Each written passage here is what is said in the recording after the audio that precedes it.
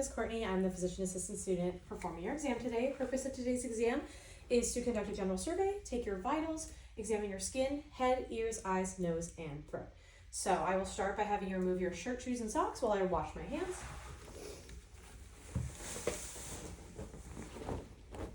Okay, thank you so much. All right, I am noting the general appearance and health status of the patient. I'm noting if the stated age corresponds to the apparent age. I'm also noting their body habitus and any physical deformities. Noting their posture and motor activity, as well as their grooming and hygiene, and noting if there's any breath or body odors. I'm also noting their facial expressions for any signs of pain or distress, and I would perform a mental status exam at this time. Next, we're going to move on to vitals. So I would take the patient's height and weight. Then I would move on to temperature. So I'm going to take the oral temperature, place a new shield on my oral thermometer, and then I'll place it under the patient's tongue. I'll go ahead and lift your tongue for me, please, and then go ahead and close. And then I'll have you hold that for me, and I will check the thermometer after it beeps or after 1 minute. So then we'll move on to the pulse. So I will palpate the radial pulse here. I'm going to examine, or I'm going to feel for the rate, rhythm, and amplitude of the pulse by palpating the radial artery with the pads of my index and middle fingers. I'm going to count to 15, or I'm going to count for 15 seconds and multiply that by 4. While assuming the same position, after those 15 seconds, I'm going to examine the rate, rhythm, and depth of the respirations of the patient. Count for 15 seconds, multiply by 4. So I will do that now.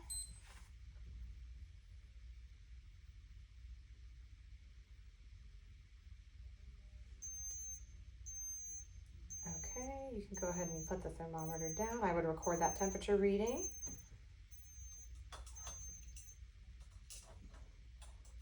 And I would ensure adequate chest exposure while examining the respirations.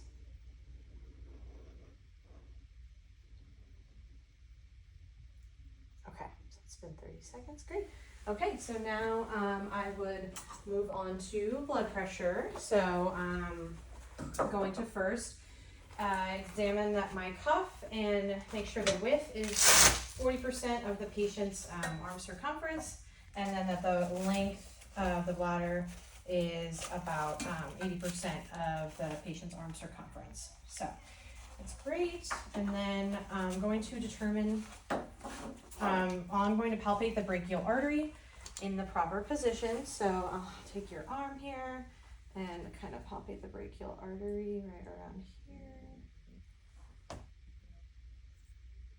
Okay, once I've found that, I'm going to place the cuff 1 inch above the antecubital fossa, and then I will determine the palpable systolic pressure by inflating the cuff while I'm palpating the radial pulse. And I would inflate the cuff until I can no longer feel the pulse. That will be our palpable systolic pressure. And I will place the cuff again 1 inch above the antecubital fossa. Okay, so now I'm going to place this.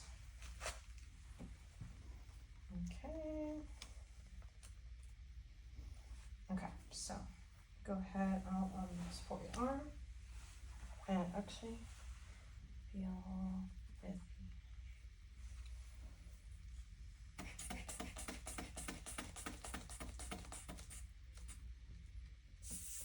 okay. So I'll deflate the cuff completely, and then I will reinflate so that's my palpable systolic. I'll reinflate the cuff to 30 millimeters of mercury above the palpable systolic pressure. I will listen for the onset of corticough sounds. That will be my systolic pressure, and then I'll listen for the cessation of corticough sounds. That'll be my diastolic pressure, and I will be deflating the cuff 2 to 3 millimeters per second while I wait for the cessation of the corticough sound. So let me just put this on here.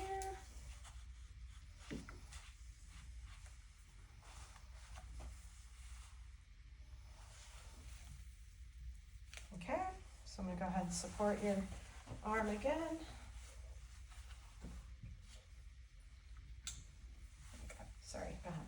Thank you.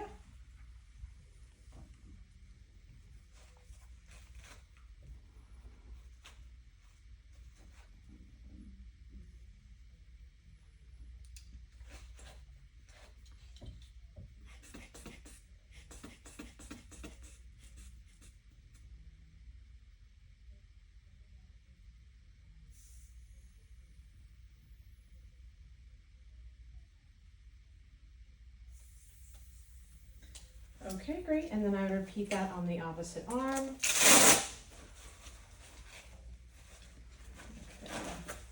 Perfect. Go ahead and relax that arm.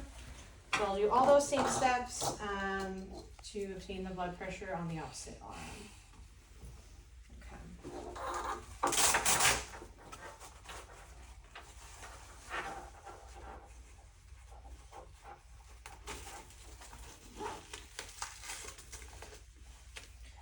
Okay, go ahead and rest your arm here for me. Thank you.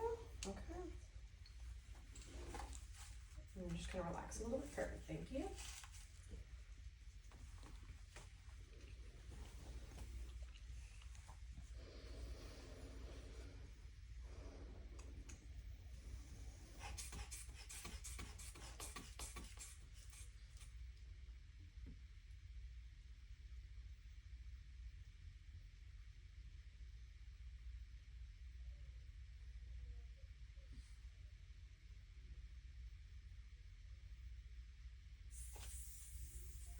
Okay, perfect. So I would record both of those readings, and then I would, sorry about that, I would, it's real tight on there. I would perform additional readings in the supine and standing positions if necessary. So that concludes the blood pressure and the vitals.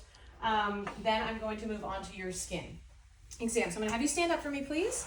I would first examine the skin for any areas of, or examine the pigmentation for any areas of discoloration, rashes, masses, and lesions. I will palpate, and I will do that anterior and posterior, and have them move any clothes out of the way if necessary. I'm going to palpate the skin for temperature, texture, and moisture on the anterior side. I'm also going to palpate for mobility and turgor on the anterior side by squeezing. And then I'll have you turn around. And I will do the same on the posterior side, feeling for temperature, texture, and moisture, and then doing mobility and, mobility and turgor. She pinches. Oh, I'm sorry. I will be more gentle. Okay. And then I will have you stand and put your hand on the table and look at the bottom of the feet. Perfect. I'll do the other one. Thank you so much. Okay. And then I'll have you take a seat, and lastly, I'm going to look at your fingernails and toenails. Inspecting for cyanosis, brittleness, lesions, lines, or any clubbing. Okay, and that concludes the skin portion. So now onto the head, skull. So first I'm going to examine the skull inspect it for the size, shape, symmetry, position, and contour. I will inspect the scalp for hair growth patterns, hair texture, as well as in the presence of any lesions, nits, lice, or dandruff. I'm parting the hair here. Okay, and then I'm going to inspect the face for symmetry, edema, masses, or lesions.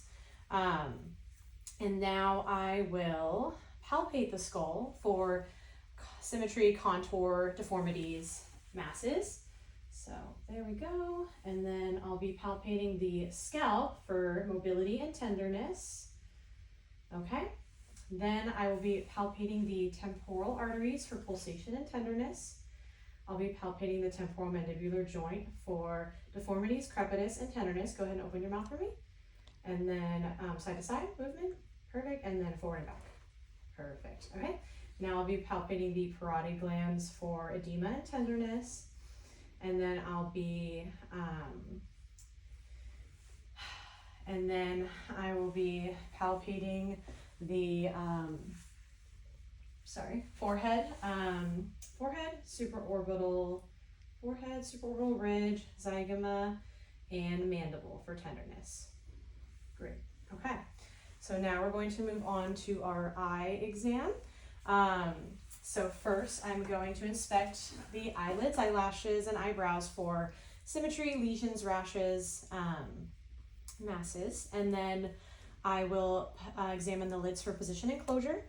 I will then examine the lacrimal apparatus for edema, and then any edemas or masses, and then I will palpate the lacrimal apparatus for tenderness and masses and edema, and I will also attempt to discharge any, or see if there's any discharge from the nasolacrimal duct. So now moving on, we will do our bulbar and palpable conjunctivae. So I will look and see if there's any injections or lesions, and then I'm going to examine your sclera. So I'm going to pull on your eyelids in both directions, and I'll tell you where to look. So I'm going to pull down, go ahead and look up for me. Perfect, and then go ahead and look down for me. Perfect, so I'm noting the presence of any blood, injection, or injections. Then I'm going to test visual acuity. So I will have you hold this Rosenbaum eye chart at arm's length away from you. Cover one eye, wow, so good. And then go ahead and read the lowest line you can read for me. 683279. Okay, and then go ahead and cover the other eye, and then read the lowest line you can read. 683279. Perfect, and then take that cover away and do both eyes. 683279. Perfect. And then I'm going to measure your pupils for symmetry and size. Make sure those are the same. Then I'm going to perform this. I would perform this test with and without corrective lenses and record both readings. Next, I'm going to test for gross confrontation. So I'm going to get a little close to you. I'm going to have you place your hands together in a fist in front of you. Perfect. And then I'm going to bring my fingers like wiggling around you in different areas, and when you see them, just put this up for me, okay? So I get a little close. Okay, ready? Perfect. And then from the side. Perfect. And then from below. Testing your peripheral vision. Perfect. All right, and then we're going to do extraocular. I'm going to test your extraocular movements of your eye muscles. So I'm going to just follow my pen with your eyes, and try not to move your head, just with your eyes. Checking for nystagmus here, pausing at all extremes.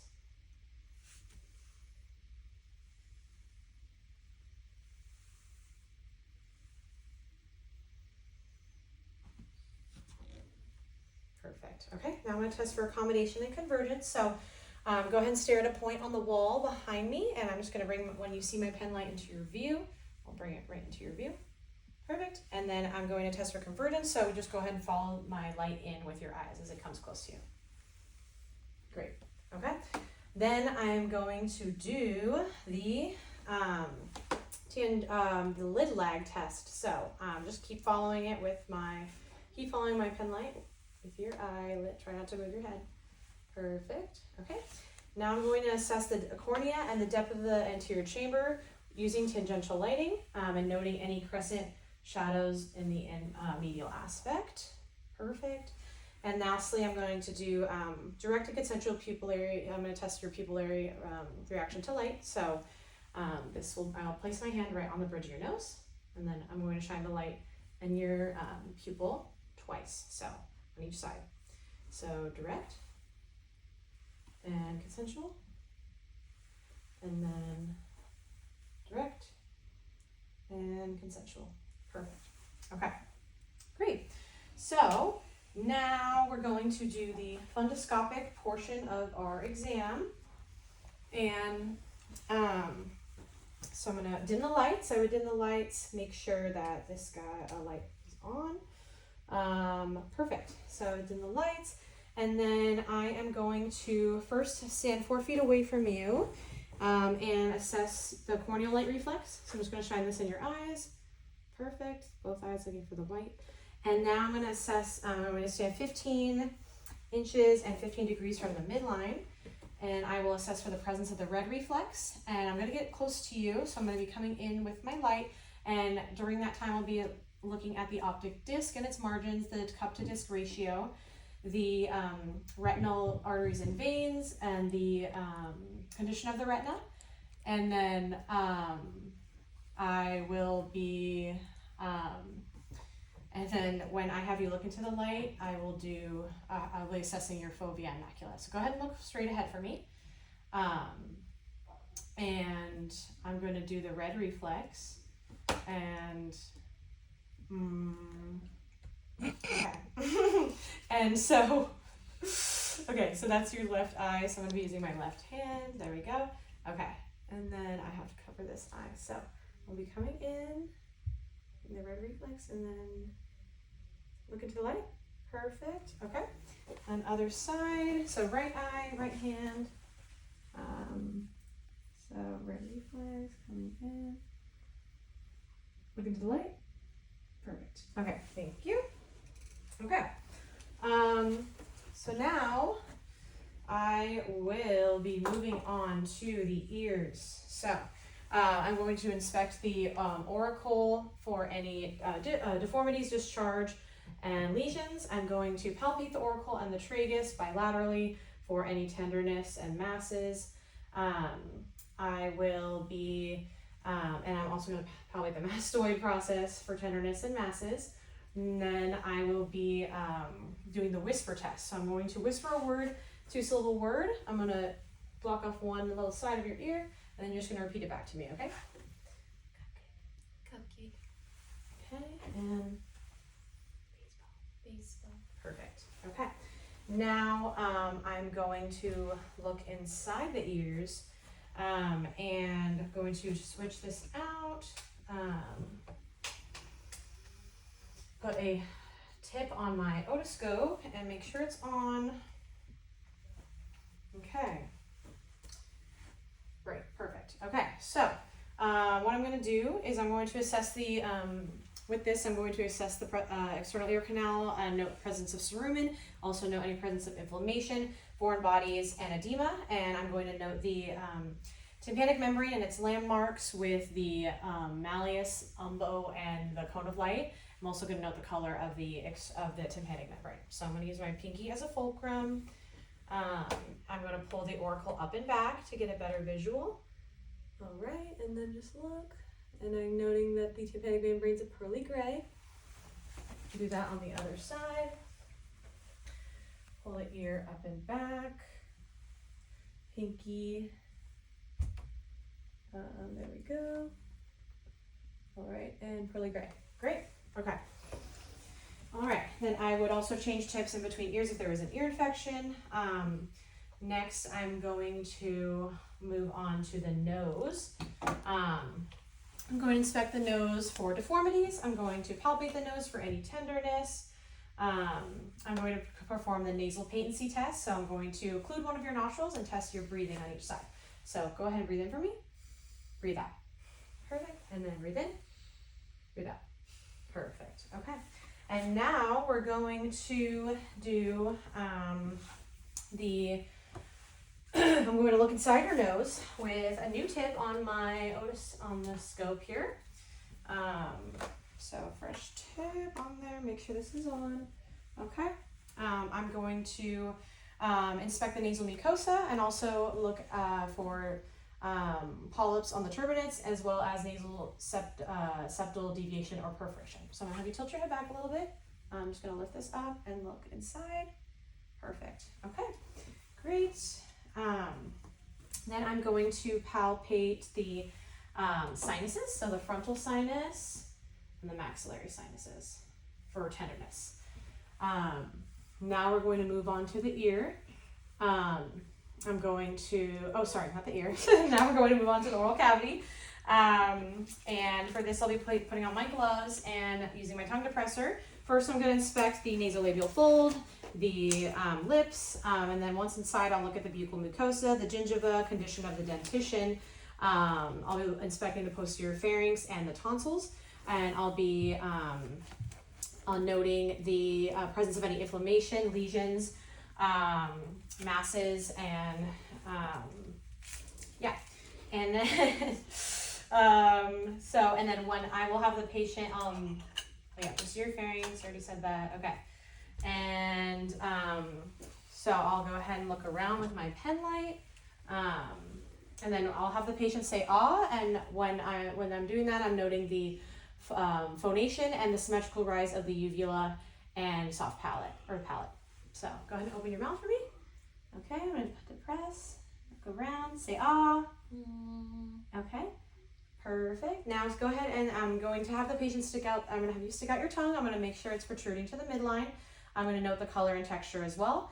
And then lastly, for the tongue, I know this might be a little uncomfortable, but I'm going to hold your tongue with a piece of gauze, and I will be feeling the sides, palpating the sides for induration and masses. Go ahead and stick your tongue out for me again. Okay, perfect. I'm going to move it to the side, be feeling along, and other side here. Okay, thank you so much. There we go. Okay, so now we're going to move on to the neck. So then I will inspect the neck from the anterior side, ensuring the trachea is midline. I'm looking for any thyromegaly, masses, edema, and jugular vein or distension. I'm going to have you swallow just and see right in front of me. There we go. Perfect.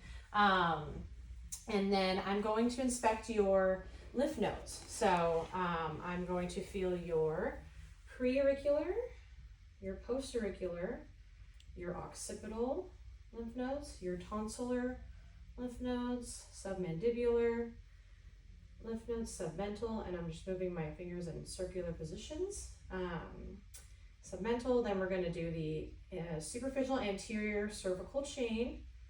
Okay, and then we're going to do the posterior cervical chain. There we go, and then I'll have you tilt your head to one side, and then I'll be feeling your deep, your deep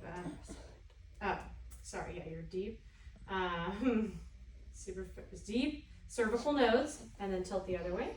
And I'll be doing this by displacing the SCM.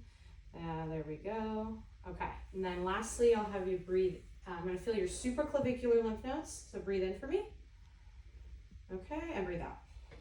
Perfect. Last, and then for the final portion, I'm going to have you stand up for me. So I looked at your neck, I looked at the trachea, midline. Now I'm going to feel for the thyroid gland. So I'm going to kind of place pinkies on the clavicles here, yep. And then I'm going to kind of have my fingers fall together, feeling the trachea. So I'm going to push it to one side. So sorry, this might be a little uncomfortable. So go ahead and swallow for me. Okay, and then go ahead and swallow again. Perfect, and then one more time to swallow. Perfect, so I'm just inspecting the thyroid and isthmus for edema and masses, and I'm seeing if there's any abnormalities with the swallowing. And I believe that concludes our exam.